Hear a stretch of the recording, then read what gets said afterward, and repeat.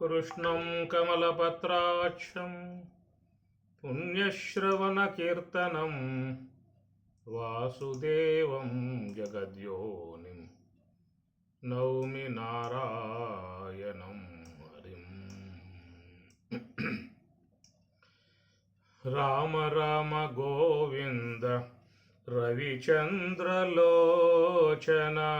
काम काम कलुषा विकारा विदूर धाम धाम विभव प्रताप रूप धनुजा निर्धूम धाम करणा चतुरा भवभंजना नंदनंदन वेणुनाद विनोद मुकुंद कुंद मंदहासा गोवर्धनधर कमल कमलवास कमल रमण देवो तमो गुण सतात विदूर प्रमदा प्रमदानुभव भावकरण सुमुख सुधानंद शुभारंजन नंदनंदन वेणुनाद विनोद मुकुंद कुंद मंदहास गोवर्धनधर परमा परात्पर परमेश्वरा वरदा वरदावन वासुदेव चिर चिर घन नग श्री वेंकटेश्वर नरहरि नामा पन्नग शयना नंदनंदन वेणुनाद विनोद मुकुंद कुंद मंदहास गोवर्धनधर नंदनंदन वेणु नाद विनोद मुकुंद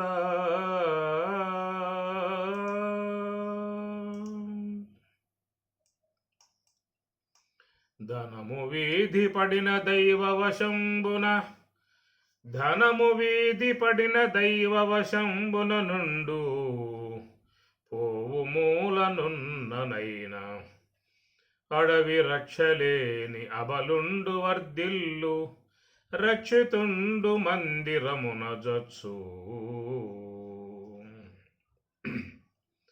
కలుగును మరి లేకుండును కలభూతములెల్ల కాలకర్మ వశములై విడువడు ప్రకృతింతద్గుణ కలితుడుగాడాత్మమయుడు అగమ్యుడు దలపన్.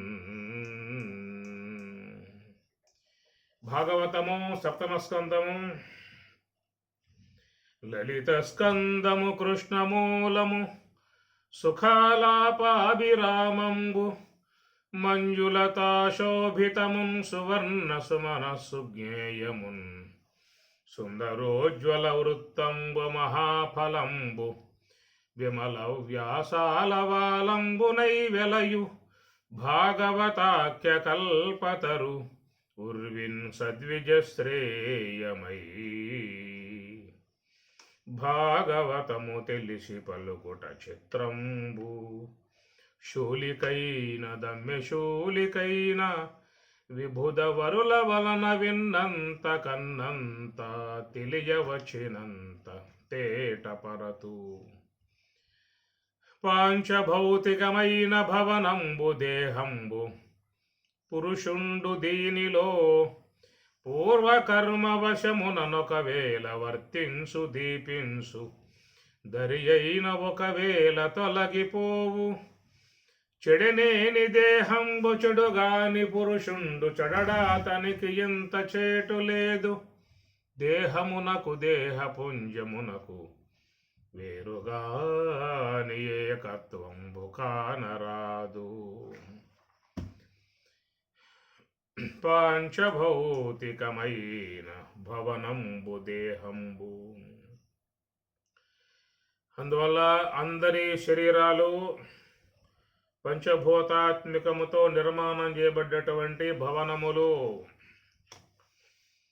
కనుక భగవంతుడు ఈ భవన నిర్మాణం చేశాడు. లోకములో ఉన్న భవనాలన్నీ కూడా మనం కట్టుకుంటూ ఉంటాం. ఓపిక ఉన్నవాడు 10 అంతస్తులు 20 అంతస్తులు కడతాడు. ఓపిక లేనివాడు ఒక అంతస్తుని సరిపెట్టుకుంటాడు. ఇదంతా మన వ్యవహార విధానంలో ఉండేటువంటి నిర్మాణ పనులు. కానీ ఈ దేహం అనేటువంటి ఈ గృహాన్ని భవనాన్ని మాత్రం సర్వేశ్వరుడు చక్కగా ఒక ప్లాన్ ప్రకారంగా ఆయన నిర్మాణం చేసుకున్నటువంటి భవనం ఇది. కనుక భగవంతుడు ఈ భవన నిర్మాణం చేసుకోవడానికి మెటీరియల్గా ఉన్నటువంటివి ఏంటంటే పంచభూతాలను మెటీరియల్గా వస్తువులుగా తీసుకున్నాడు. ఆయనకు కూడా మరి పరికర వస్తువులు కావాలి కదా. మరి పదార్థం లేకుండా నిర్మాణం చేసే అవకాశాలు ఉండవు. కేవలం మరి ఒక సంకల్ప మాత్రంతో నిర్మాణం చేసుకునే విధానాలు ఇవి ఉంటాయి, అవి వేరు. కానీ ఇక్కడ భగవంతుడు ఒక సర్వేశ్వరుడు మానవులకు ఒక్కొక్కరికి ఒక్కొక్క గృహ నిర్మాణం చేయటాన్ని సంకల్పించుకున్నాడు. ఆ సంకల్పించుకున్న విధానాల నుంచి ఈ ప్రకారంగా మరి జీవులకు ఈ భవన నిర్మాణాలను చేయటం లాంటి పరమాత్మ పూనుకున్నాడు. మరి మనం కూడా చూస్తాం, సిటీల్లో చూస్తాం కదా, ఎంతో అందముగా ఉన్నటువంటి భవనాలు ఉంటాయి. అనేక రకరకాలైనటువంటి విధానాలుగా నిర్మాణం చేసుకుంటూ ఉంటారు. అవన్నీ కూడా వాళ్ళు ఒక విధానాలుగా నిర్మాణం చేసుకుంటూ ఉంటారు. మరి ప్రకారంగా చూస్తే భగవంతుడు కూడా ఆ ప్రకారంగానే నిర్మాణ విధానాలని తలబెట్టాడు. ఒకే విధానంగా ఉన్న భవనాలకి స్వామివారు కూడా మనస్సు అంతగా ఇష్టపడలేదేమో. కనుక రకరకాలైనటువంటి నిర్మాణాలు చేసినట్లయితే దాంట్లో ఉండే వాళ్ళకు కూడా సంతోషం కలిగే అవకాశం ఉంటుంది. ఒకే రకంగా ఉన్నాయనుకోండి, ఇదేమిటబ్బా ఇదే ఒకే రకంగా ఉన్న ఇండ్లన్నీ అని అనుకునే అవకాశం ఉంటుంది. కాబట్టి పరమాత్మ కూడా ఈ భవనాలను రకరకాలైనటువంటి మార్పులతో యాంగిళ్లలో ఆయన తయారు చేసినటువంటి భవనాలు. అట్లాగా మరి కేవలం మానవ దేహాలే భవనం అని చెప్పి అనుకోమాకండి. మానవ దేహము, పశుదేహము, పశుదేహము, ఈ రకంగా చూసి ఏనుగా, గార్ధబము, శునకము, గోవు, ఈ ప్రకారంగా రకరకాలుగా ఉన్నటువంటి నిర్మాణాలని స్వామివారు తలబెట్టి చేసినటువంటి విధానము, అత్యద్భుతముగా ఉన్నటువంటి నిర్మాణ విధానము, అది స్వామివారికి మాత్రమే సాధ్యమయ్యేటువంటి విధానము. కనుక ఆయన 84 లక్షల రకాలుగా ఆయన నిర్మాణాలని కొనసాగించినటువంటి ప్రక్రియ అది. 84 లక్షల రకాలు. మరి చూసినట్లయితే ఒక అద్భుతమే కదండి. మరి అన్ని రకాలుగా నిర్మాణం చేయాలని చెప్పనంటే ఇతరులకు సాధ్యం అయ్యే అవకాశం ఉంటుందా చెప్పండి. మరి పరమాత్మ ఆ విధంగా చేశాడు అని చెప్పనంటే చాలా అద్భుతము. ఎందుకంటే జీవులు కూడా ఒకే రకమైనటువంటి గృహములో ఉండాలని చెప్పనంటే కూడా వాళ్ళకి ఇసుగు కలుగుతూ ఉంటుంది. వేరే వేరే గృహాలు ఉన్నట్లయితే వాళ్ళకు కూడా సంతోషం కలిగే అవకాశం ఉంటుంది. కాబట్టి ఈ ప్రకారంగా ఎవరెవరి కర్మానుగుణ్యముగా వాళ్ళకి ఆ గృహాలను ఇవ్వటం అనేటువంటిది, భవనాలను ఇవ్వటం అనేటువంటిది ఉంటుంది. కర్మవశమున అని దీంట్లో వస్తుంది. కర్మవశమున ఎవరెవరు మనగా చూడండి, కొంతమంది 10,000 పెట్టి కూడా గృహాన్ని అద్దెకి తీసుకుంటూ ఉంటారు. మరి కొద్దిమంది 50,000 కూడా ఇస్తారు. మీ సిటీల్లో చూస్తే, బెంగళూరు లాంటి సిటీలో చూస్తే నెలకు ₹1,00,000 కట్టి అద్దెకు ఉండేటువంటి వాళ్ళు ఉన్నారు. 2 లక్షలు కూడా పెట్టి నెలకి అద్దెకి ఉండేటువంటి వాళ్ళు ఉన్నారు. మరి మనం పెట్టగలుగుతామని చెప్పండి? మన స్థాయి వేరు, అంత పెట్టగలిగే అవకాశాలు ఉండవు. కర్మవశమున ఒకవేళ వర్తించు దీపించు కర్మవశమున. ఆ ప్రకారంగా మరి ఎంతో పుణ్యం సంపాదించుకున్నటువంటి వాళ్ళు ఉంటారు. వాళ్ళ పుణ్య ధనం బాగా ఉంటుంది కాబట్టి వాళ్లకు మంచి మంచి భవనాలు అనేటువంటి వాట్లను వాళ్ళు తీసుకోవటం జరుగుతుంది. అంత కర్మ విశేషం ధనం లేకపోతే వాళ్ళ స్థాయికి వాళ్ళకు ఉండేటువంటి చిన్న చిన్న ఇండ్లను తీసుకునే విధానం ఉంటుంది. అన్ని అద్దె కొంపలే, ఏమి అందరి దేహాలు అద్దె కొంపలే. కనుక ప్రతి నెల అద్దె కట్టాలి. సోమవారికి 2 పూట్ల భోజనం, టిఫిను భోజనం అన్నీ పెట్టాలి దేహానికి. మధ్య మధ్య పానీయం సమర్పయామి ఇట్లా పెట్టాలి. అప్పుడు రిపేర్లు వస్తూ ఉంటాయి. ఈ గృహానికి రిపేర్లు వాళ్ళే చేసుకోవాలి. ఎవరికి గృహం ఇస్తే వాళ్ళే ఆ రిపేర్లు కూడా చేసుకోవాలి. ఆసుపత్రులకు పోతూ ఉంటారు, ఎక్స్రేలు తీసుకుంటూ ఉంటారు. దాని తగిన రిపేర్లు కూడా వాళ్ళే మందులు కొనుక్కొని చేసుకోవాల్సిన విధానం ఉంటుంది. ఇది ఒక సృష్టిలో సాగేటువంటి ఒక ప్రక్రియ విధానము. అది భగవంతుని యొక్క సంకల్పానుగుణ్యముగా ఏర్పడ్డటువంటి పాంచభౌతికమైన భవనంబు దేహంబు అన్నారు. కాబట్టి భవనం పరమాత్మ మనందరికీ కూడా అద్దెకి ఇచ్చాడు. అందరం కూడా మరి కాంట్రాక్టు రాసుకున్నాం. ఎన్నేండ్లు అనేటువంటిదంతా కూడా అగ్రిమెంట్. ముందుగా అందరూ కూడా అగ్రిమెంటు లో సంతకాలు పెట్టేసేసారు. కొంతమంది 40 ఏండ్లు ఉంటామని చెప్పని, కొంతమంది 60 ఏండ్లు ఉంటామని, 70 ఏండ్లు ఉంటామని, ఎందుకు ఇట్లా శతమానం 100 ఏండ్లు ఉంటామని చెప్పని, ఈ ప్రకారంగా అందరూ కూడా అగ్రిమెంట్ రాసుకుని ఆ భవనాలని, గృహాలని అద్దెకి తీసుకోవటం జరిగింది. ఆ విధంగా గృహ నిర్మాణం పరమాత్మ చేయగా దాంట్లో ఆయా జీవులు ఆ గృహాలని అద్దెకి తీసుకొని సపరివార సమేతముగా ఆ గృహంలోకి అతను ప్రవేశించాడు. కనుక లోన ఉన్నటువంటి యజమాని, ఈ గృహంలో ఉన్నటువంటి యజమాని, ఆయనకున్నటువంటి పరివారం దంతనమాట. దాన్ని మనకు భాగవతంలో మరి దశమ స్కంధంలో పోయినట్లయితే దాన్ని కుచోలోపాఖ్యానము అని కూడా చెప్పుకొస్తారు. ఆ కుచోలోపాఖ్యానములో మనకి ఈ సంసారం అంతా వస్తుంది. పారమార్థికంగా చూస్తే ఎంతమంది పిల్లకాయలు ఉన్నారు ఈ జీవుడికి అనేటువంటి విషయంలో 27 మంది అని చెప్పని దాంట్లో వస్తుంది. కనుక అతని యొక్క భార్య వామాక్షి అని, ఎడమ ప్రక్క ఉన్నటువంటి ప్రకృతి అవిద్య అనేటువంటి మాయ, అవిద్య అనేటువంటి ఆమెయే జీవుని యొక్క భార్య వామాక్షి. ఈ ప్రకారంగా ఈ జీవుడు కుచేలుడుగా పేరుగాంచాడు. చేలము అంటే వస్త్రం, చిరిగిపోయేటువంటి యొక్క వస్త్రాలు, జర్జితమైపోయే వస్త్రాలు, శుష్కింపబడేటువంటి వస్త్రాలు, శిథిలమైపోయేటువంటి వస్త్రాలు, అలాంటివి ధరించేటువంటి దానముగా ఈ జీవుడు ఉన్నాడు. కాబట్టి ఆయనకి కుచేల అనేటువంటి పదంగా పెట్టుకొచ్చారు. కాబట్టి ప్రకారముగా లోకంలో చూసినట్లయితే అందరూ కూడా తమ పరివారముతో సపరివార సమేతముగా అంటారు కదా. ఎవరైనా ఫంక్షన్లు వస్తే వాళ్ళకి ఆ కార్డు చేతికి ఇచ్చి, అయ్యా మీ కుటుంబంలో సపరివార సమేతముగా మా యొక్క శుభకార్యానికి రావాలి అనేటువంటిదిగా చెప్తూ ఉంటారు. ఆ ప్రకారంగా మరి చూస్తే సపరివార సమేతముగా ఈ జీవుడు ఈ దేహం అనేటువంటి గృహంలో ప్రవేశించినటువంటి విధానము, అది గమనించాల్సినటువంటి అంశము. సపరివార సమేతముగా ఈ జీవుడు ఈ గృహం అనేటువంటి దాంట్లోకి ప్రవేశించి ఉంటూ ఉన్నాడు.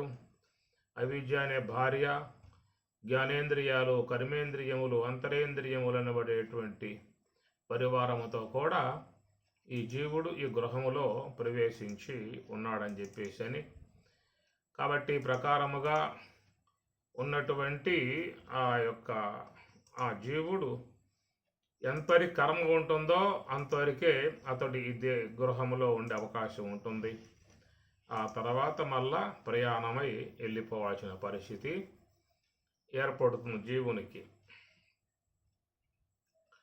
పాంచభౌతికమైన భవనంబు దేహంబు పురుషుండు దేనిలో పూర్వకర్మ వశమున ఒకవేళ వర్తించు దీపించు దరి అయిన తొలగిపో పాంచభౌతికమైన భవనంబు దేహంబు. ఈ విధముగా పంచభూతములు అనబడేటువంటి వాటి చేత నిర్మాణం చేయబడ్డ విధానముగా మనకి పంచీకరణ అనే దాంట్లో మహాత్ములు బోధిస్తారు. ఈ 20 తత్వాలతో చేరినటువంటి ఈ సాంఖ్య విధానాన్ని సాక్షాత్ భగవంతుడే కపిలావతారముగా వచ్చి సాంఖ్య శాస్త్రాన్ని బోధిస్తాడు. అది షడ్దర్శనాలలో ఒకటి సాంఖ్యం అనేటువంటిది. దాంట్లో ఇవన్నీ వస్తాయి మీకు. నిర్మాణ విధాన ప్రక్రియ అంతా కూడా కపిల భగవానుల వారు తమ తల్లికి దేవహూతి తన తల్లికే ఆయన ఈ జ్ఞానతత్వాన్ని బోధించిన విధానం ఉంటుంది. మనకు బ్రహ్మంగారి చరిత్రలో కూడా ఈ యొక్క దేహం అనేటువంటిది పంచభూతాత్మక నిర్మాణాత్మక విధానాలుగా, అట్లనే షట్చక్రాల విధానముగా కూడా చక్కటి విషయాలు బ్రహ్మంగారు కూడా బోధించే విధానం ఉంటుంది. మాయదారి మరలా బండిరాయి 6 చక్రముల అమరి ఉన్నదిరా అని చాలా చక్కటి పాట బ్రహ్మంగారి సినిమా ఒకటి వచ్చింది. దాంట్లో షట్చక్రాలని చక్కగా ఆ పాటలో బోధిస్తారు. మాయదారి మరల బండిరా అని చాలా చక్కగా ఉండేటువంటిది. కనుక చాలా అద్భుతమైనటువంటిది. షట్చక్రాలు మూలాధార, స్వాదిష్టాన, మణిపూరక, అనాహత, విశుద్ధ, ఆజ్ఞ సహస్రారాలతో అలరాలేటువంటి యొక్క విరాజమానముగా ఉన్నటువంటి చక్కటి విధానము. అటనే మరి అష్టకమల పుష్పముగా మన స్వామివారు దాని చక్కగా మరి హృదయకమల విచారం గురించి బోధించుకొస్తారు. అటనే శరీరంలో బ్రహ్మాండ విచారము అని, ఏకస్థాన నిరూపణ అని చెప్పని, యాపోస్థాన నిరూపణ అని, షట్చక్ర విచారం అంతరార్థాలుగా అత్యద్భుతముగా స్వామివారు ఈ శరీరం యొక్క విధానం గురించి చెప్పుకొచ్చారు. ఎవరు చెప్పినా కానీ ఈ దేహం గురించి చెప్పాల్సిందే. ఏమి సురేశ్వరాశ్వర్ల వారు నైష్కర్మ సిద్ధిగా బోధించిన, విద్యారణ్య స్వాముల వారు పంచదశి అనే అంశం బోధించిన, యోగ వాసిష్టాన్ని వశిష్ఠ భగవానుల వారు బోధించిన, సీతారామాంజనేయ సంవాదం రాముడు బోధించిన, 18 అధ్యాయాలు గల భగవద్గీతను పరమాత్మ బోధించిన, ఎవరు ఎన్ని విషయాలు చెప్పినా కానీ మొత్తం కూడా ఈ పంచభౌతిక ఈ భవనం అనేటువంటి యొక్క దాని విషయంలోనే కొనసాగేటువంటి అంశము, గమనించాల్సిన అంశము. ఇది ఎంత అద్భుతముగా ఉందనే విషయాన్ని మనం శాస్త్రాన్ని అధ్యయనం చేస్తే అర్థమవుతుంది. అది సాధారణంగా లోకంలో పురాణాల మీద ఎక్కువగా ఉంటారు అందరూ. బ్రహ్మ పురాణం, దేవి భాగవతం, విష్ణు పురాణం, శివ పురాణం, అష్టాదశ పురాణాలు, ఉప పురాణాలు ఇవన్నిటిని కూడా చదువుతూ ఉంటారు, అర్థం చేసుకుంటూ ఉంటారు. కానీ ఇంతమంది మహాత్ములు బోధించిందంతా కూడా ఈ దేహం అనేటువంటి పాంచభౌతిక భవనంబు ఈ పరమాత్మ నిర్మాణం చేశాడో ఈ దేహము యొక్క విశేషాలను గురించి మనకు మహాత్ములు బోధించేటువంటి అంశములు. మీరు ఏదన్నా తీసుకో, నైష్కర్మ్య సిద్ధి విచారిస్తావా, పంచదశి వేదాంత పంచదశి విచారిస్తావా, విచార సాగరం తీసుకో, యోగ వాసిష్టం తీసుకో, సీతారామాంజనేయం తీసుకో, వివేక చూడమని, మహావాక్య దర్పణం, ఉపదేశ సాహస్రి, వేదాంత పంచదశి, ఎన్నో గ్రంథాలు ఇవన్నీ కూడా చూస్తే సర్వేశ్వరుని చేత నిర్మాణం చేయబడ్డటువంటి ఈ పంచభూతాత్మిక భవనం అనే దాని మీదే అందరూ కూడా పరిశోధనలు జరిపారు. ఎన్నో అంశాలని మనకి బోధిస్తున్న విధానం అత్యద్భుతముగా సర్వేశ్వరుడు చేసినటువంటి యొక్క విషయం మనకి చక్కగా అర్థమవుతుంది. మహాత్ములు చెప్పే విషయాలు విన్నట్లయితే ఇంత విధానం ఈ శరీరం యొక్క నిర్మాణంలో ఉన్నదా అనిపించే విధానం అన్నమాట. మనమేదో కాళ్ళు చేతులు ముక్కు నోరు చూస్తాం, తలకాయ పొట్ట కాయ అన్నీ కూడా ఇంతే కదా అని చెప్పి అనుకుంటాం మనం. కానీ దాని లోపల ఉన్న వ్యవహారం అంతా కూడా తాత్విక పరముగా మరి మహాత్ములు ఇన్ని గ్రంథాల ద్వారా ఎంత విషయాన్ని బోధించారు. అదే విధానంగా చూస్తే వైజ్ఞానికంగా చూస్తే వాళ్ళ పరిశోధనలు అత్యద్భుతమేక. ఎంతోమంది ఈ దేహం మీద పరిశోధనలు చేస్తూ ఉన్నారు. ఈ శరీరంలో జరిగేటువంటి అద్భుతాలు ఏమిటి, దీనిలో జరిగేటువంటి క్రియా విధానాలు ఏమిటి, ఇది ఎట్లా పనిచేస్తున్నది, దీనికి ఆర్డర్ ఇచ్చింది ఎవడో, ఈ నిర్మాణం చేసింది ఎవరో, ఈ యొక్క శరీరంలో ఉన్నటువంటి ఈ యొక్క భాగాలకు అసలు ఆజ్ఞాపించింది ఎవడు, ఆర్డర్ ఇచ్చింది ఎవరు, వాటికై అవే పనిచేస్తా ఉన్నాయా, ఎవరైనా ఆజ్ఞాపిస్తే పనిచేస్తా ఉన్నాయా అనేటువంటి విషయాలు ఇప్పటికి కూడా ఎవరికి అంతు చెక్కకుండా ఉన్నటువంటి విధానాలు టక్ టక్ టక్ కొట్టుకుంటూ ఉన్నాయి. లోపల లంగ్స్ నిరంతరంగా కొట్టుకుంటూ ఉంది, హార్ట్ నిరంతరంగా పనిచేస్తూ ఉంది, నన్నవాహిక విశ్రాంతే లేదు, లివరు కిడ్నీలకి అసలు విశ్రాంతి లేదు. ఈ ప్రకారంగా దేహంలో ఇంకెన్నో ఉన్నాయి అవయవాలన్నీ కూడా చూస్తే వీటికి ఎవరిచ్చారా ఆజ్ఞ, ఎవరిచ్చారో ఆ శాసనం అనే విధానం సందేహం కలిగే అవకాశాలు ఉన్నాయి. అంత అద్భుతముగా మరి ఆ నిర్మాణం చూసినట్లయితే అటు వైజ్ఞానికంగాను ఆశ్చర్యం గొలిపే విధానంగా ఉన్నది, అటు వేదాంత పరంగా చూసినా కానీ ఆశ్చర్యం గొలిపే విధానంగా ఉన్నది. కనుక ఆ లోతు పాతులకు అటు వైజ్ఞానికులు ఇటు వేదాంతులు ఇద్దరు ప్రయాణం చేస్తూనే ఉన్నారు.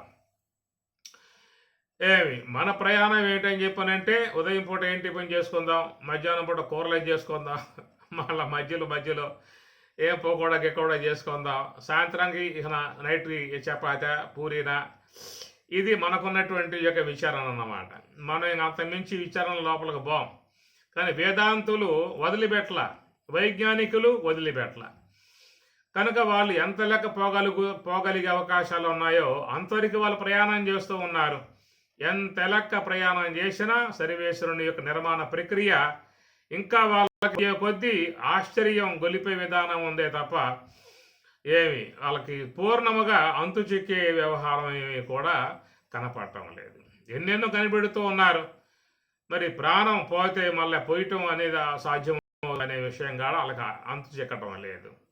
అసలు లోపలి ఆత్మ అని చెప్పి అంటుండ్రు, అసలు ఆత్మ అనే వస్తువు ఉందా లేదనేది సందేహం వాళ్ళకి. ఈ ప్రకారంగా చూస్తే మరి అంతు చిక్కకుండా, దృష్టికి రాకుండా, పరిశోధనలలో అందకుండా ఎన్నో విషయాలు దీంట్లో శరీరంలో ఉన్నాయని చెప్పనంటే దానికి కారణం ఏమిటాయంటే సర్వేశ్వరుడు, ఆయన నిర్మాణ విధానం సామాన్య మానవుడు చేసినటువంటిది కాదు, సర్వేశ్వరుడు భగవంతుడు చేసినటువంటి నిర్మాణ విధానం కనుక అది చాలా ఆశ్చర్యగొలిపేటువంటి విధానముగా సర్వేశ్వరుడు చేసినటువంటి ప్రక్రియ. ఇలా చూసినట్లయితే 83,99,999 రకాలు ఈనాడు మానవుడు నిర్మాణం చేశాడు. ఒక రోబో అని నిర్మాణం చేశాడు. దాని కాళ్ళు చేతులు తాగెల అన్నీ కూడా చక్కగా పెట్టుకొచ్చాడు. కనుక దాని చేత ఇంటి పనులు చేయించుకుంటూ ఉన్నాడు. ఈనాడు ఈ రోబోలు కూడా అనేక పనులు చేసే విధానాలుగా ఏర్పడి ఉన్నాయి. ఆసుపత్రుల్లో కూడా పనిచేస్తూ ఉన్నాయి. ఎండల్లో కూడా చిమ్మేది, ఉతికే బట్టలు ఉతికి ఆరేసేది, అంట్లు తోమేది, ఈ విధంగా కొన్ని వాటికి ఆర్డర్లు ఇస్తే ఆర్డర్ ప్రకారంగా అవన్నీ కూడా చేసుకుపోతూ ఉంటాయి అన్నమాట. చూస్తానికి తల కాళ్ళు చేతులు ఉంటాయి, కానీ మానవునికి ఉన్నటువంటి సమగ్ర స్వరూపం దానికి ఉండే అవకాశాలు లేవు. మనుషుల్లో ఏవైతే ఉన్నాయో మనసు కానీ బుద్ధి కానీ తెలివి కానీ జ్ఞానేంద్రియాలు కర్మేంద్రియములు వాటికి ఉన్నటువంటి విధానాలు సంతోషము కానీ ఆనందం కానీ సుఖం కానీ బాధ కానీ ఏడుపు కానీ నవ్వు కానీ ఎన్నో రకరకాలైనటువంటివన్నీ కూడా నిర్మాణంలో మానవ దేహములో అత్యద్భుతంగా ఉన్నాయి. ఇవన్నీ నిర్మాణం చేయాలంటే మానవునికి సాధ్యం అవుతుందో లేదో కూడా వాడు చూసుకోవాల్సి ఉంటుంది. ఇంకొక రోబో నుంచి ఇంకో రోబో పుట్టించేటువంటి విధానాలు కూడా ఏమైనా రాగలిగితే కూడా వాళ్ళకి ఇంకా రోబో కొనుక్కుంటే తర్వాత కాలంలో ఆ రోబో పిల్లలు పెడుతుంది కాబట్టి మరి కొన్ని అవకాశం లేకుండా వాడుకోవచ్చు.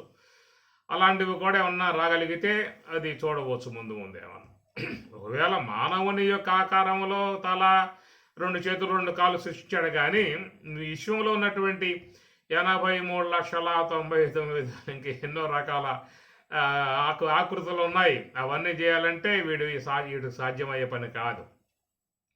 అన్ని రకాలుగా సర్వేశ్వరుడు నిర్మాణం చేసి వాటికి కూడా చక్కటి జీవన విధానాలని అందించాడు. అవి కూడా సంతోషంగా అన్ని జీవులు జీవిస్తున్నాయి లోకంలో. కాబట్టి ప్రకారముగా చూస్తే పరమాత్మ ఈ పంచభూతములు అనబడేటువంటి మెటీరియల్ ద్వారా ఈ దేహ నిర్మాణాలను చేయటం లాంటిది ఉన్నది. దీని విషయంలో ఆకాశ పంచకం కూడా మరి దేహ విధానంగా చెబుతారు. అట్లనే వాయు పంచకము, అగ్ని పంచకము, జల పంచకము, పృథ్వీ పంచకము, ఇవి స్థూల దేహ సంబంధంగా కూడా చెప్పే విధానాలు ఉంటాయి. ఇక మరి పంచకరణ విధానంగా పోయినట్లయితే ఇక ఆకాశ పంచకముగా జ్ఞాతాది మనోబుద్ధ్యాదులు, వాయు పంచకముగా వ్యాన ఉదాన సమాన వాయువులు, అగ్ని పంచకముగా జ్ఞానేంద్రియాలు, కర్మేంద్రియములు ఎట్లా చూస్తే ఒక అత్యద్భుతముగా స్వామివారు పంచభూతాల నుంచి ఈ శరీరం యొక్క సంబంధమై ఉన్న ఆకృతిని ఆయన నిర్మాణం చేసి ఇచ్చినటువంటి ఒకనొక అద్భుతమై ఉన్నటువంటి ప్రక్రియ. పాంచభౌతికమైన భవనంబు దేహంబు. దేహము అని చెప్పనంటే దెహ్యతే అన్నరసేన వర్ధయతీతి దేహ. అన్నరసేన అన్నరసాదుల చేత వృద్ధి పొందేదిగా ఉన్నది కాబట్టి దేహము అని చెప్పిన అన్నాడు. కాబట్టి ప్రకారముగా పరమాత్మ ఈ దేహం వృద్ధి పొందే విధానాలలో అన్నరసాదుల ద్వారా ఆ శరీరాన్ని వృద్ధి చేసే విధానముగా స్వామివారు ఏర్పాటు చేశారు. ఆ తీసుకునేటువంటి యొక్క అన్న రసాదులు కూడా పరమాత్మ ఊరకే లోన పడేసే విధానమే కాకుండా రుచికరముగా ఉండేటువంటివన్నీ కూడా ఆయన గారు అందించిన విధానం. షడ్రసాలని అందించాడు. తీపి, పులుపు, ఉప్పు, కారం, వగరు, చేదు అని చెప్పేసి షడ్రసాలను పరమాత్మ యొక్క నిర్మాణంలో ఏర్పడ్డటువంటివి. ఎందువల్ల అంటే ఒకే విధానం తీసుకుంటూ ఉంటే కూడా వాడికి మనసుకు బాధ కలిగే అవకాశాలు ఉంటాయి. అందువల్ల వానికి ఏంటంటే కొంచెం జిహ్వకు చక్కగా ఆహ్లాదకరంగా అందేటువంటి విధానాలలో మరి సర్వేశ్వరుడు చూసినట్లయితే షడ్రసాలు నిర్మాణం చేసి ఇచ్చాడు. తీపి, పులుపు, ఉప్పు, కారము, వగరు, చేదు అని చెప్పని అన్నారు. ఈ ఆరే కాకుండా ఇంకా ఏదన్నా రుచికరంగా రసాలు ఏమన్నా ఉన్నాయని చెప్పనంటే కూడా మీరు పరిశోధన చేయండి. ఇంకా కాకుండా ఇంకా 7, 8, 9, 10 రకాలైనట్టు ఉన్నాయని చెప్పిన విషయం కూడా మనం చెప్పుకునే అవకాశాలు ఉంటాయి. అనాది నుంచి మనం మహాత్ములు అందించేటువంటి యొక్క రసాలు మొత్తం 6గానే చెబుతూ ఉన్నారు. షడ్రసాలు అని చెప్పేసి అని. ఏమి నవరసాలు అనే మాట కూడా ఉందా లోకంలో. ఈ నవరసాలు అనేటువంటి ఏంటంటే అవి కావ్యాలలో వస్తాయి, నాటకాలలో వస్తాయి. హాస్యరసము, శృంగార రసము, బీభత్స రసము, దుఃఖ రసము, ఇవన్నీ కూడా ఇవి ఒక రసాలుగానే చెప్పుకొచ్చారు. ఇవి నవరసాలుగా చెప్పే విధానము. ఇవి ముఖ్యంగా కావ్యాలలో ప్రధానంగా కవులు వాడుకుంటూ ఉంటారు. మేఘ సందేశము, రఘు మహారాజు చరిత్ర, రఘువంశము, ఇట్లాగా ఉండే కావ్యాలు మొత్తం ఉన్నాయి. వాటిల్లో నవరసాలు ప్రధానంగా తీసుకునే విధానం ఉంటుంది. నాటకాలలో కూడా నవరసాలు ఉంటాయి, సినిమాలో కూడా నవరసాలు ఉంటాయి, నాటకాలలో కూడా నవరసాలు ఉంటాయి. ఈ నవరసాలు ఉంటాయి కాబట్టి సినిమాలకి ఎగబడతారు బాగా. కుస్తీ బట్టి సొక్కాలు చించుకుని కూడా ఆ టికెట్ సంపాదించి లోనపై కూర్చుంటున్నాడు అంటే కారణం ఏమిటి? నవరసాలు ఉన్నాయి కాబట్టి. ఒకే రసం పెడితే అడు పోతాడా? సినిమా చూస్తాడా? సాయికే పోవాడు. కనుక దుఃఖ రసం ఉండాలి, హాస్యరసం ఉండాలి, శృంగార రసం ఉండాలి, బీభత్స రసం ఉండాలి. ఇలాగా ఉండేటువంటి ఉంటేనే ఆ సినిమాకు వాడు చక్కగా పోయి చూసుకునే అవకాశం ఉంటుంది. ఎందుకంటే సంసారంలో వాడు కలిగేటువంటి బాధల నుంచి బయటపడటానికి కొద్దిసేపు వాడు ఆనందించడానికి ఎట్లాగా పోయి ఆడు కూర్చుంటాడు. అంటే కావ్యాలు కూడా ఎక్కువ మంది అధ్యయనం చేస్తారు. కారణం ఏంటంటే దాంట్లో నవరసాలు అనేటువంటి ఉన్నాయి కాబట్టి. అటన్నీ మీకు టీవీల్లో వచ్చేటువంటి చిన్న చిన్న నాటికలు కూడా నవరసాలు కుప్పిస్తూ ఉంటారు. కాబట్టి అందుచేతనే ఆడవాళ్ళంతా వాటికి అతుక్కుపోతారు టీవీలకి. సీరియల్ అని చెప్పి అనగానే ఇక వాళ్ళు వంట పనులు కూడా మొత్తం మానేస్తారు. ఇంట్లో కూరలు మాడుతూ ఉన్న అన్నం మాడిపోతామని లెక్క చేయకుండా వాళ్ళు దాన్నే చూస్తూ ఉంటారు. కారణం ఏంటి? నవరసాలు అన్నమాట. ఈ నవరసాలకి మనస్సు రంజింపబడుతూ ఉంటుంది కాబట్టి ఆ నవరసాలని మనకి కావ్యంలో, ఆ సినిమాల్లో, నాటకాలలో వాళ్ళు చూపిస్తూ ఉంటారు. కానీ భగవంతుడు మనకి ఈ జిహ్వకు, నాలుకకు ఇచ్చినటువంటివి షడ్రసాలు. అవి తీపి, పులుపు, ఉప్పు, కారం, వగరు, చేదు అని చెప్పని. ఈ 6 రసాలే జీవితానికి ఎట్లాగా అని చెప్పని మగవాడు, మానవుడు కొంచెం బింబేలెత్తిపోయే పరిస్థితిగా ఉన్నా కానీ దానికి అమ్మగారులు వచ్చారు కాబట్టి ఆ బ్రహ్మదేవుల వారు ఈ పురుషవరులని సంతోషింపజేయడానికి ఆడవాళ్ళని అమ్మగారులు పంపించిన విధానమేమో, మొత్తానికి వాళ్ళు ఈ షడ్రసాలను తీసుకొని అనంతకోటి రసాలని వాళ్ళు అందించే విధానముగా అనేక రుచులు వాళ్ళ చేతుల్లో పడ్డాయంటే రసాలు ఇక వాళ్ళు అక్కడి నుంచి కుప్పించి అనేక రుచులుగా రకరకాల రుచులుగా నిర్మాణం చేసి ఇచ్చే విధానంగా వాళ్ళకు ఉన్నటువంటి యొక్క నైపుణ్యం అన్నమాట. అది ఎట్లయితే మనకి ఆ సప్త స్వరాలలో ఉన్నటువంటి యొక్క మేళకర్తలకి అనంతకోటి రాగాలు ఎట్లయితే ఏర్పడి ఉన్నాయో, సంగీత విధానాలలో సంగీతం కూడా మనసును రంజింపజేసే విధానమే. ఆ మనసును ఆహ్లాదపరిచే విధానం సంగీతంలో ఉంటుంది కాబట్టి ఆ సంగీతంలో మొత్తం సప్త స్వరాలను పెట్టి ఆ సప్త స్వరాలకి 72 మేళకర్తలను పెట్టి ఆ 72 మేళకర్తలకి మళ్ళీ జన్య రాగాలుగా వందలు, వేలు ఉన్నాయన్నమాట జన్య రాగాలు. అట్లాగా రసవత్రముగా ఏర్పడేటువంటి యొక్క జన్య రాగాలు, అభిరి రాగము అని, మాల్కోసు అని చెప్పని, శ్రీరాగము అని చెప్పని రకరకాలుగా ఉండే రాగాలన్నీ కూడా మనస్సుని ఆహ్లాదింపజేస్తూ ఉంటాయి. అన్నింటికి మూలం చూస్తే సప్త స్వరాలే, 7 స్వరాలు అని చెప్పినారు. సరిగమ పదం 7 స్వరాలు. 7 స్వరాలలో 72 మేళకర్తలు ఉంటాయి. ఈ 72 మేళకర్తలలో అనంత రాగాలు ఎట్లయితే వెలువడ్డాయో అట్లాగా అమ్మగారులు కూడా ఈ షడ్రసాలు అనేటువంటి యొక్క స్వరాలను తీసుకుని ఆ స్వరాల నుంచి ఇక అక్కడి నుంచి అద్భుతమైనటువంటి రుచులు అనేటువంటి యొక్క రాగాలను పుట్టింపజేశారు. ఇక ఆ రాగాలలో వీడు సంతోషపడుతూ ఆనందపడుతూ ఈ అంత లోకాన్ని మర్చిపోయి మునిగిపోయే విధానంగా ఏర్పడుతుంది. అట్లాగా మానవునికి తీసుకునేటువంటి యొక్క రసాలు కూడా ఎంతో రుచికరమైనటువంటి విధాయకాలుగా తయారు చేసి ఇవ్వటం వల్ల ఆ జిహ్వ ద్వారా ఆస్వాదించేటువంటి విధానముగా ఉన్నటువంటిది. భగవంతుడు ఇచ్చేది కొన్ని అయితే దానిని ఆసరాగా చేసుకొని వాటిని అధిష్టానంగా పెట్టుకుని అనంతమైనటువంటి యొక్క విధాయకాలుగా జీవుడు నిర్మాణం చేసుకునే విధానాలుగా చేసుకుంటూ ఉంటాడు. ఇదొక అద్భుతమైనటువంటి ప్రక్రియ. ఈశ్వరుడు ఇచ్చేవి కొన్ని అయితే జీవుడు వాటిని ఆధారంగా చేసుకొని మళ్ళీ కొత్త రకాలని నిర్మాణం చేసుకునే విధానాలలో ఈ జీవుడు తన ప్రక్రియ తాను కొనసాగించుకుంటూ పోయే విధానాలు ఉంటాయన్నమాట. కాబట్టి ప్రకారముగా మరి చూసినట్లయితే మరి ఆ జిహ్వకు అందేటువంటి విధానములో షడ్రసాలతో పాటు అనేక రుచులు ఇచ్చే విధానంగా వీళ్ళు ప్రయత్నం చేస్తూ ఉన్నారు. ఇట్లాగా మరి ఈ శరీరము అనబడేటువంటి దానికి అనేకమైనటువంటివన్నీ కూడా అందే విధానాలుగా మరి జ్ఞానేంద్రియాలకు విషయాలు స్వామివారు పెట్టిందే. ఎవరు పెడతారు ఇంకా చెప్పండి? ఇప్పుడు శ్రోత్రేంద్రియం పెట్టాడు, దానికి ఆహ్లాదకరంగా శబ్దాలు పెట్టాడు. ఆకాశం యొక్క సంబంధమై ఉన్న విధానంలో శబ్ద గుణాన్ని ఉత్పన్నం చేశాడు. ఆ శబ్ద గుణం ద్వారా అనేక శబ్దాలు ఆహ్లాదకరంగా వాడు ఆస్వాదించే విధానంగా చేసుకుంటూ ఉన్నాడు. అటనే వాయువు పెట్టాడు. ఆ వాయువు నుంచి ఏర్పడేటువంటి యొక్క స్పర్శ అనేటువంటి గుణాలని ఏర్పాటు చేశాడు. ఆ స్పర్శలు కూడా చక్కగా అతడు ఆస్వాదించి సంతోషించే విధానాలుగా ఉన్నాడు. కనుక ఈ స్పర్శ విధానంలో ఉన్నటువంటివే అన్ని జీవులు కూడా చాలా వరకు స్వాధీనమై ఉన్నటువంటి విధానం. ఏవి ఈ పంచభూతాలలో ఉన్నటువంటి ఆకాశ గుణముగా శబ్దము, అగ్ని గుణముగా రూపము, జల గుణముగా రసము, పృథివీ గుణముగా గంధము ఏవైతే ఉన్నాయో వాటిల్లో ఉన్నటువంటి విధానాల నుంచి ఆస్వాదించే విధానంతో పాటు ఈ జీవులకు ఈ శరీరము యొక్క విధానములో స్పర్శ అనేటువంటి ఆ గుణాన్ని ఏర్పాటు చేశాడు.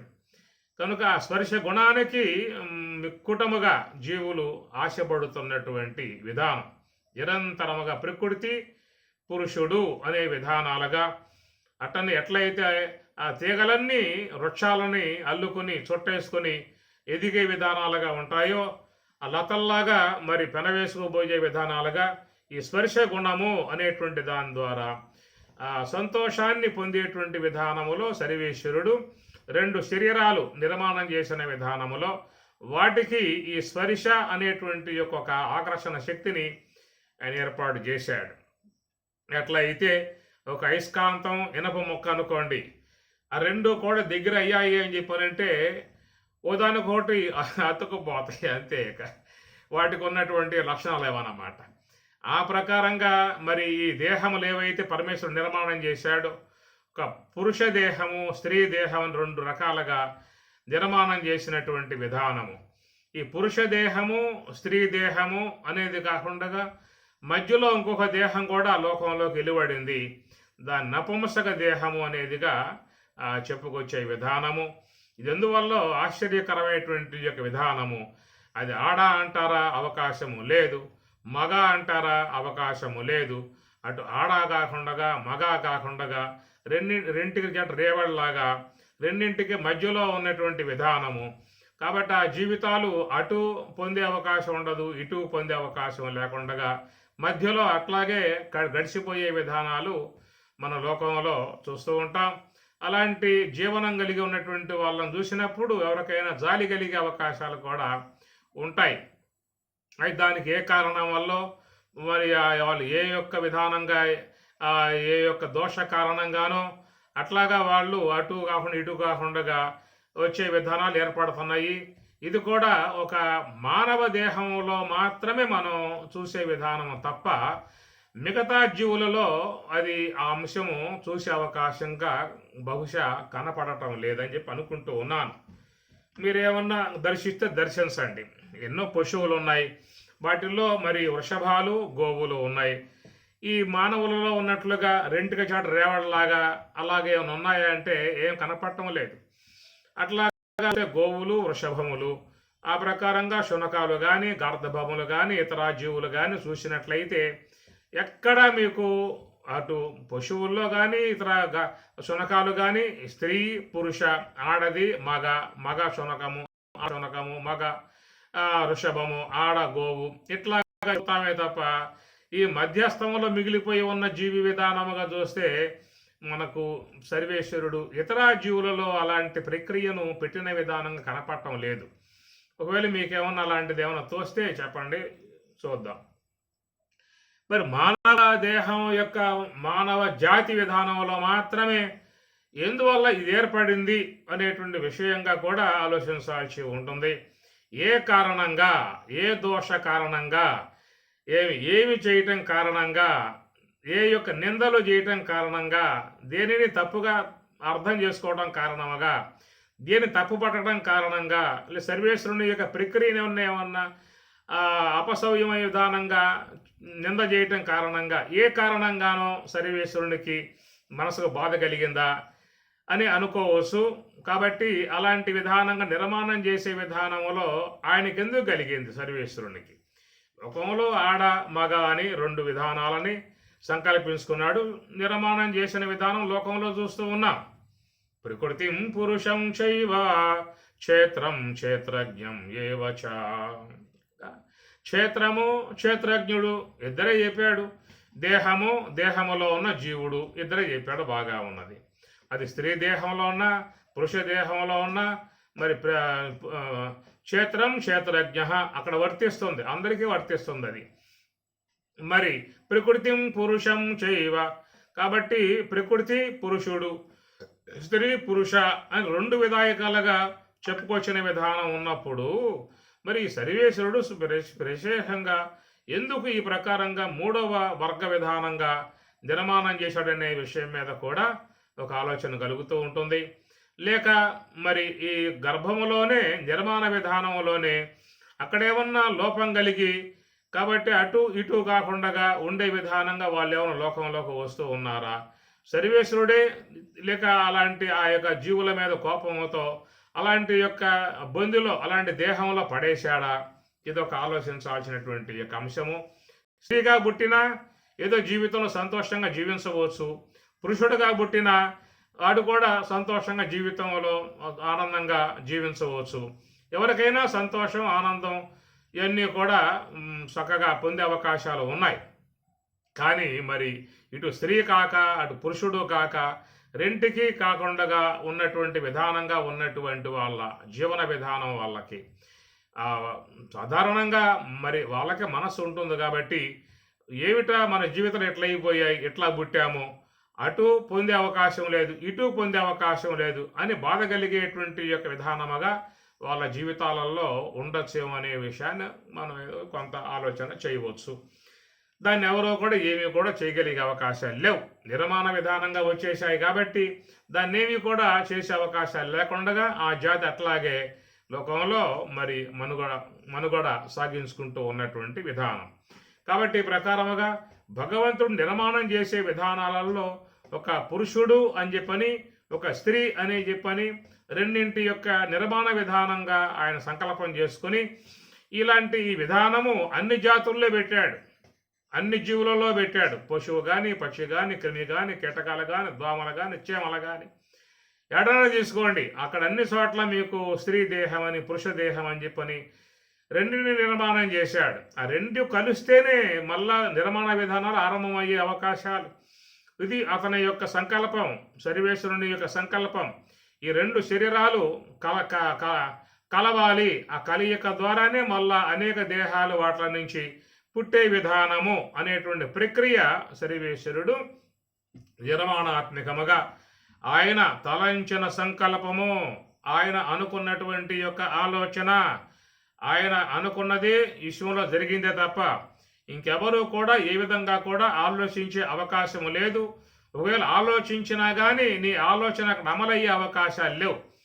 ఆయన ఏదైతే అనుకున్నాడో అది జరుగుతుందే తప్ప నువ్వు అనుకుంటే అది జరిగే అవకాశాలు అనేటువంటివి ఉండవు.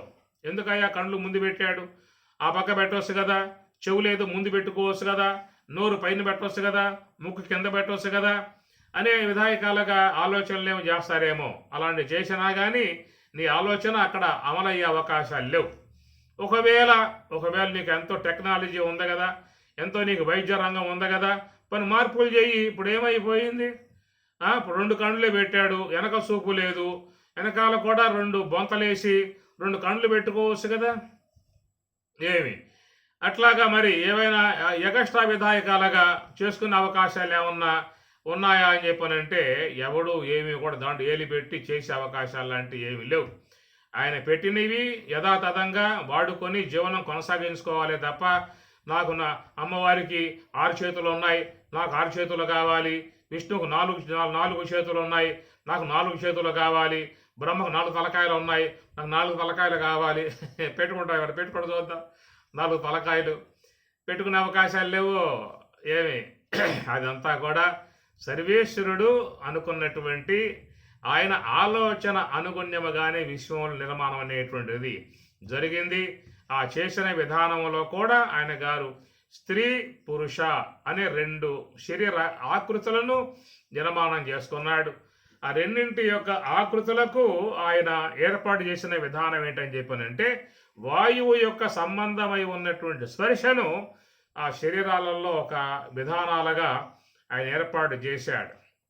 దానిని స్పర్శ సుఖము అని చెప్పని అంటారు. స్పర్శ ద్వారా పొందేటువంటి విధానములో సకల జీవులు కూడా పారవశ్యమును పొందే విధానముగా అవుతూ ఉన్నాయి. కాబట్టి వాటి యొక్క పారవశ్య విధానము నుంచే మరి ఆ సర్వేశ్వరుని యొక్క అనుకున్నటువంటి సంకల్పానుగుణ్యముగా అనేక జీవులు విశ్వంలోకి శరీరములు ధరించి వచ్చే విధానములు అవుతూ ఉన్నాయి. శరీరధారులు అని చెప్పి అంటాం కదా. అనేక జీవులు విశ్వములో అవ్యక్తముగా కంటి గోచరం కాకుండా అవ్యక్తముగా ఎక్కడో ఉన్నటువంటి యొక్క వాటి యొక్క విధాయకాలు అవి కూడా మరొకవేళ మేము కూడా ఈ దేహాలు పొందాలి, విశ్వంలో మాకు కూడా ఉనికి రావాలి, మేము కూడా ఆ విధంగా వ్యక్త విధానాలుగా జీవించాలి అనేటువంటి ఆ తలంపులు ఆ జీవులకు కూడా ఉన్నాయేమో అనేటువంటి విషయాన్ని మనం ఊహించుకునే పరిస్థితి ఏర్పడుతూ ఉన్నది. మన దేహం ధరించి లోకంలోకి వచ్చేసాం కాబట్టి ఇక మనం దాని గురించి పెద్దగా ఆలోచన చేసే విధానం ఉండకపోవచ్చు. కానీ ఎన్నో జీవులు విశ్వంలో శరీరాన్ని వదిలి దేహరహితముగా ఉన్నటువంటి జీవులు ఎన్నో ఉన్నాయి. అవన్నీ కూడా మళ్ళీ తిరిగి దేహములు పొందటానికి అవన్నీ పరితపన చెందుతూ ఉన్నటువంటి విధానము అని చెప్పని అనుకోవచ్చు. ఎందుకంటే మరి ఏకముగా ఉన్నటువంటి సర్వేశ్వరుడే ఏకోహం బహుశాం అని సంకల్పించాడు కదా. ఆయనకు కూడా అవ్యక్తముగా ఉండాలనేటువంటి తలంపు లేదు. అవ్యక్తము నుండి వ్యక్తంగా నేను కావాలి, అనేక రూపాలుగా కావాలని చెప్పని ఆయన అనుకున్నటువంటి యొక్క విషయమే ఏమి మన చాందోగ్యంలో వచ్చే విషయం ఇది. ఏకోహం ఏకహ అహం బహుశ్యాం. ఏకహ ఒకడనై ఉన్నటువంటి యొక్క నేను అనేక రూపాలుగా అనేక వ్యక్త రూపాలుగా అగుదునుగాక అని చెప్పని ఎట్లయితే సర్వేశ్వరుడు అవ్యక్తముగా తాను ఉండటానికి ఇష్టం లేక ఆయన కూడా ఒక దేహములు గలవాడిగా వ్యక్త రూపము గలవాడుగా వచ్చే విధానాలుగా ఆయన ఎట్లయితే అనుకున్నాడో అలాంటి తలంపే ఈ లోకములో దేహములు లేకుండా ఉన్నటువంటి జీవులు కూడా తిరిగి మరలా ఆ దేహాలు పొందాలనేటువంటి యొక్క పరితపన అనేటువంటిది ఉండి ఉన్నటువంటి వాట్లకు తిరిగి మరలా ఈ దేహములు ప్రసాదించాలని చెప్పి అన్నట్లయితే ఈ రెండు శరీరాలు ముఖ్యంగా కలవాల్సి ఉంటుంది. ఆ కలవటానికి ఒక ఉపకరణముగా పెట్టిన విధానమే వాయువు యొక్క సంబంధమై ఉన్న స్పర్శ. ఆ స్పర్శ గుణముతో ఈ రెండు శరీరాలు కూడా ఆ స్పర్శానందాన్ని పొందినప్పుడు కలిసినప్పుడు దానిని ఆసరాగా చేసుకొని సర్వేశ్వరుడు ఏ యొక్క అయితే ఈ లోకంలోకి రావాలనే తలంపు కలిగి ఉన్నాయో వాట్లకు శరీరాలు ఇవ్వటానికి ఆయనకు కూడా ఒక మంచి అవకాశం అనేటువంటి దీని ద్వారా కలుగుతున్నటువంటి జ్ఞానము అన్నమాట. సాయిబాబా వారు ఎన్నో గొప్ప కార్యాలు చేశారు. ఆయన కూడా ఒక మాట చెప్పాడు, నా పూర్వ అవతారము షిరిడి సాయి అవతారము, ప్రస్తుతం నేను పుట్టపర్తి సాయిగా నివాసంగా ఉండి ఎన్నో సేవలు అందిస్తున్న ప్రజలకి భక్తులకు నాకు తృప్తి లేదు. ఇంకా నేను లోకానికి నా సేవలు అందించాలి, ఎంతో గొప్ప అందరి జ్ఞానాన్ని ప్రబోధింపజేయాలి. కనుక నేను మళ్ళీ ఈ విశ్వంలోకి ప్రేమ సాయిగా రాబోతూ ఉన్నానని చెప్పని స్వామివారు చెప్పి నిష్క్రమించారు. అయితే వచ్చాడా అన్న సందేహం చాలామందిలో ఉండవచ్చు. బహుశా ఆయన గారు వచ్చి ఉండవచ్చు అనుకుందాం. ఎందుకంటే మహానుభావుడు కాబట్టి ఆయనకు ఒక సంకల్పం ఉన్నది. ఎందువల్లంటే మరి ఎంతో లోకంలో ఆడుతూలో ఉన్నారు. అందరికీ కూడా ఇలాంటి నా సేవలు అందించాలి, చక్కటి జ్ఞానాన్ని అందించాలి. అందువల్ల నేను లోకంలోకి తప్పనిసరిగా వస్తాను, ఈసారి నేను ప్రేమ సాయిగా వస్తా అని చెప్పని స్వామివారు చెప్పినటువంటి విషయాన్ని నేను విన్నాను, ఎవరో చెప్పగా విన్నాను. అది ఆ ప్రకారంగా ఎంతోమంది మహాత్ములు కూడా మేము లోకంలోకి మళ్ళా వస్తామయ్యా అని చెప్పని కూడా వెళ్ళిన వాళ్ళు ఉన్నారు. ఈ విశ్వంలో శునక పర్యంతం మోక్షం పొందేదాకానే వస్తా అని చెప్పి అన్నాడు వివేకానంద స్వాముల వారు. కనుక ఆయన కూడా రావాలనేటువంటి యొక్క అపేక్ష ఉన్నట్లే కదా. అంటే బ్రహ్మవేత్తలుగా ఉన్నటువంటి వాళ్ళకి ఆ ఆలోచనలు అనేటువంటి ఉంటాయని అనుకోవచ్చు. కాబట్టి ఆ ప్రకారముగా వాళ్ళు అనుకున్నట్లయితే వస్తారు. ఎందుకంటే ఈశ్వరాంశ కలిగి ఉన్నారు కాబట్టి ఈశ్వరాంశ కలిగి ఉన్నటువంటి వారికి స్వయం శక్తి సంకల్పం అనేటువంటిది వాళ్ళకి ముఖ్యంగా ఉంటుంది. తపస్సు ద్వారా వాళ్ళు ఈశ్వరాంశమును పొందినారు. ఎవరైతే ధ్యానములో నివృత్తి మార్గములో ఉంటారో ఆ నివృత్తి మార్గములో ఉన్నటువంటి వాళ్ళందరికీ కూడా చూసినట్లయితే ఈశ్వరాంశ వాళ్ళ యందు ప్రస్ఫుటముగా ఉంటుంది. అది ఎవరైతే మనస్సుని శ్వాసతో అనుసంధానం పొందింపజేసి శ్వాస యొక్క మార్గంలో ప్రయాణం చేస్తారో ఆ శ్వాస యొక్క ఆశ్రయంలో ప్రయాణం చేసేటువంటి వాళ్ళందరికీ కూడా ఈశ్వరత్వం ప్రసాదింపబడుతుంది. అది కాబట్టి భగవంతుడు తనకు తానుగా వాళ్ళ యందు ఆవేశమై ఉండేటువంటి విధానము. ఎందుకంటే మహాకారణం ఈశ్వర స్వరూపం. దాన్ని కూటస్థః అని చెప్పి అన్నారు. కూటస్థః అక్షరః ఉచ్యతే. కూటస్థః 4వ స్థానముగా ఉన్నటువంటి యొక్క మహాకారణ స్థలమే కూటస్థః, ఆయన ఈశ్వరుడు అని చెప్పినారు. కాబట్టి అటు ఈశ్వరుని యొక్క సాన్నిధ్యములో ఉండేటువంటి వాళ్ళందరూ కూడా కొద్ది కాలానికి ఆ ఈశ్వరుని యొక్క స్వరూప స్వభావ విధానాలని ఆయన అందించే విధానం ఉంటుంది. కాబట్టి దానిని అనుసరించే మీకు తత్వమసి మహావాక్యం వచ్చింది. త్వం అనగా జీవుడు, తత్ అనగా ఈశ్వరుడు, అసి అగ్గుతున్నాడనే మాట. ఎందువల్ల అది మహావాక్యం. అది ఎందువల్ల మహావాక్యం వచ్చిందయ్యా అని చెప్పనంటే ఎవరెవరు శ్వాస యొక్క ఆశ్రయంలో అల్లా ఉంటారో వాళ్ళందరికీ కూడా ఈశ్వరుడు తన ఉనికిని తన యొక్క స్వరూప స్థితిని వాళ్ళకి ప్రసాదింపజేస్తాడు. అందువల్లే పరమాత్మ చెప్పాడు కదా, ఎవరైతే ఈ యొక్క యోగము చేస్తూ దేహాన్ని సాలిస్తారో అలాగా ఉన్నటువంటి వారి తిరిగి మరల వాళ్ళకి చక్కటి దివ్యమై ఉన్నటువంటి భవ్యమై ఉన్నటువంటి దేహమే ప్రసాదింపబడుతుంది అని చెప్పి అనలేదా? ఏమి సుషీనాం శ్రీమతాం గేహే యోగ భ్రష్ట అభిజాయితే అంటాం. కారణం ఏమిటి?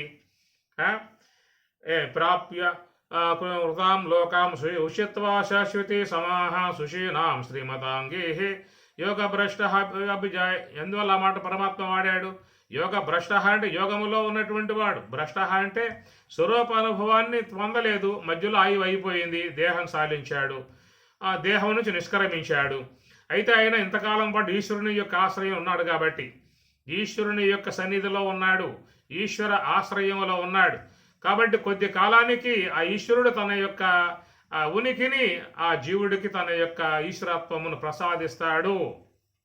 ఎట్లా అని చెప్పానంటే, ఏ ప్రకారంగానైతే పురుగుకి ఆ భృంగం తన యొక్క రూపాన్ని ప్రసాదిస్తుందో లోకంలో చూస్తూ ఉన్నాం కదా. గూడు గడుతూ ఉంది, ఆ గూడిలో పచ్చటి ఆకుపచ్చటి పురుగును తీసుకుపోయి ఆ గూట్లో పెట్టి ఆ ఝుంకారం చేయటం కారణంగా మరి చివరికి ఆ పురుగు ఏమవుతుంది? ఆ తుమ్మెదగా మారుతూ ఉంటుంది. ఝుంకారం వల్ల తుమ్మెదగా మారిపోయింది. ఆ ప్రకారంగా మరి ఈ యొక్క భృంగమునకే ఆ పురుగు ఆ భృంగమే మరి ఆ పురుగుకి తన యొక్క ఆకారం ప్రసాదించిన విధానం ఉన్నప్పుడు మరి ఆ సర్వేశ్వరుడు ఈ జీవుడికి అలాంటి యొక్క స్వరూప విధానం కలగజేయలేడా? తను కలగజేస్తాడు. అందువల్లే తత్వం అసి మహావాక్యం అనేది వచ్చింది. కారణం దానివల్లే.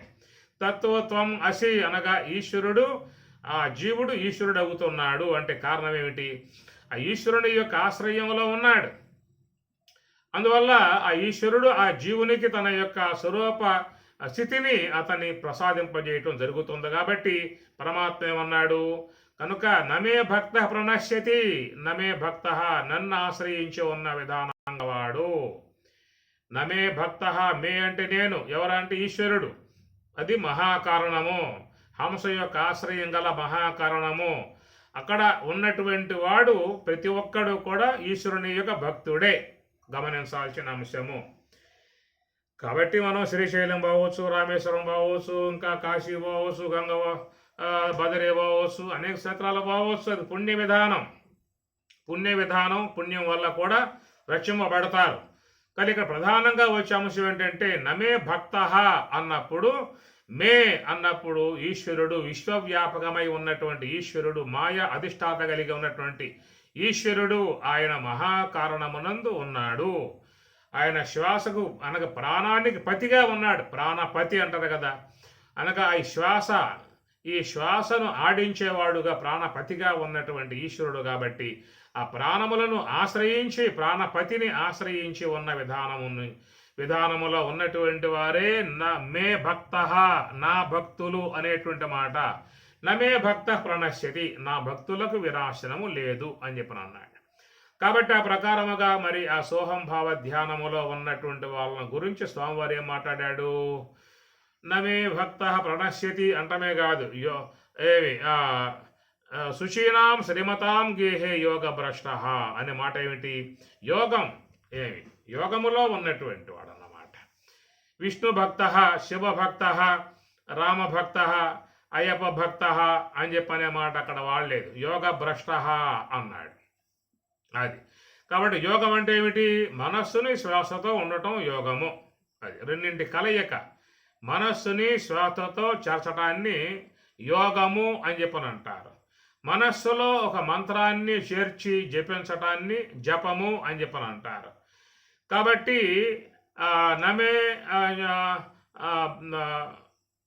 జపహ అని చెప్పనే మాట వాడలేదుగా. నమే యోగ భ్రష్ట అభిజాయతే. ప్రధానంగా స్వామి చెప్పేమాట భగవద్గీతలో యోగానికి ఎక్కువగా ప్రాముఖ్యత ఆయన ఇచ్చినటువంటి విధానం. యోగాన్ని మించినటువంటి యొక్క మార్గం మరొకటి లేదయా అని చెప్పని కూడా ఆయన చెప్పుకొచ్చిన విధానం ఉన్నది. వేదేషు యజ్ఞేషు తపస్సు చేయవ, దానిష్ ఏదములు యజ్ఞములు తపస్సులు దానములు ఎన్నెన్న చేయగాక మరి యోగి ప్రాప్య నివర్త, యోగి పొందేటువంటి యొక్క ఆ గొప్ప స్థానం అనేటువంటిది అన్నింటికంటే కూడా మిక్కుటమై ఉన్నదని చెప్పనే మాట మీకు 8వ అధ్యాయంలో స్వామి చెప్తారు. కాబట్టి ప్రకారంగా చూసినట్లయితే కాబట్టి ఈ ప్రకారముగా ఈశ్వరత్వమును పొందినటువంటి వారు తప్పనిసరిగా తిరిగి మరల వాళ్ళు ఈ లోకములోకి మంచి విధానముగా మంచి యొక్క మానవ దేహం కలిగినటువంటి వాళ్ళుగా వారు వస్తారు అని చెప్పనే మాట స్వామి యోగ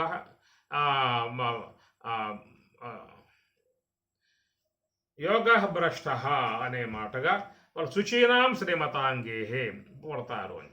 కాబట్టి ప్రకారముగా మరి మహాత్ములు కూడా ఈ లోకంలోకి ఏదో వచ్చి ఏదో మంచి చేయాలని చెప్పిన ఉద్దేశం ఉన్నది. భగవంతుడు కూడా మరి ధర్మ సంస్థాపనార్థాయ సంభవామి, నేను వస్తున్నాను అని చెప్పని అన్నాడు. అజహ అపి సన్ అవ్యయాత్మ భూతానాం ఈశ్వర అపి సన్ ప్రకృతిం స్వాం అధిష్టాయ సంభవామి, నేను లోకంలోకి ప్రకారంగా వస్తున్నాను. అలాంటి యొక్క అపేక్ష ఈ విశ్వంలో ఏవైతే జీవులు ఉన్నాయో అన్నింటికీ కూడా మరి అవి కూడా మేము కూడా ఈ విశ్వంలో దేహం ధరించినటువంటి వాళ్ళం కావాలని చెప్పనేటువంటి పరితపన ఏ యొక్క దేహములు విసర్జించి ఉన్నాయో ఆ జీవులలో మిక్కుటముగా ఉండేటువంటి విధానం ఉండాలి. ఆ ఉండి ఉన్న విధానము నుంచి సర్వేశ్వరుడు మరి లోకములో రెండు తెరగులుగా ఉన్నటువంటి ఒక దేహ ఆకృతులు నిర్మాణం చేసుకున్నాడు. ఒక స్త్రీ ఒక పురుష అని చెప్పేసి అని ఆ రెండింటి యొక్క కలయిక ద్వారా మరి వెనకాల అవ్యక్తముగా ఉన్నటువంటి మళ్ళా దేహములు పొందాలన్న పరితపన కలిగి ఉన్నటువంటి యొక్క ఆ జీవులకు ఈ దేహములు ప్రసాదించే విధానంలో సర్వేశ్వరుడు ఏర్పాటు చేసినటువంటి యొక్క రెండింటి యొక్క దేహాలకి ఈ వాయువు యొక్క సంబంధమై ఉన్న స్పర్శను ఆ దేహాలకు చక్కగా అన్వయం చేశాడు. కాబట్టి ఆ రెండు కూడా స్పర్శ యొక్క అనుబంధాలు కలిగి తిరిగి విశ్వంలోకి జీవుల్ని జనమానం చేసే విధానాలుగా కలుగుతూ ఉన్నాయి. పంచభౌతికమైన భవనంబు దేహంబు, ఈ పంచభూతాత్మిక భవనం గల దేహాలని ఈ జీవులకు ప్రసాదింపజేసే విధాన ప్రక్రియలో సర్వేశ్వరుడు మరి యుక్తుడై ఉన్నాడు. లోకం రోజు వారీగా కొన్ని లక్షల శరీరాలు అనేక జీవులు ధరించి విశ్వంలోకి వస్తూ ఉన్నాయి. అదే తరహాగా అనేక లక్షల జీవుల దేహములు విసర్జించి కూడా అవ్యక్తంలోకి వెళ్ళిపోతూ ఉన్నాయి. ఇది ఒక మహా ప్రళయముగా మహాకాల ప్రవాహముగా పోతున్నటువంటి జీవ సముదాయము, జీవుల యొక్క ఉత్పత్తి వినాశము అనేటువంటి ఒక మహాచక్రం తిరుగుతూ ఉన్నది. మృత్యు సంసార సాగరాత్ అని కూడా పరమాత్మ భక్తి యోగంలో చెప్పే మాట. పంచభౌతికమైన భవనంబు దేహంబు పురుషుండు దీనిలో పూర్వకర్మ వశమునొకవేళ వర్తించు దీపించు దరి అయిన ఒకవేళ తొలగిపో అని అత్యద్భుతమైనటువంటి జ్ఞానాన్ని మనకు భాగవతం అందిస్తూ ఉన్నటువంటి విధానము. ఓం సహనాభవతు సహనౌ భునక్తు సహ వీర్యం కరవావహై తేజస్వినావధీతమస్తు మా విద్విషావహై. ఓం శాంతి శాంతి శాంతి. హరి ఓం తత్సతు. శ్రీ గురుభ్యో నమః. హరి ఓం.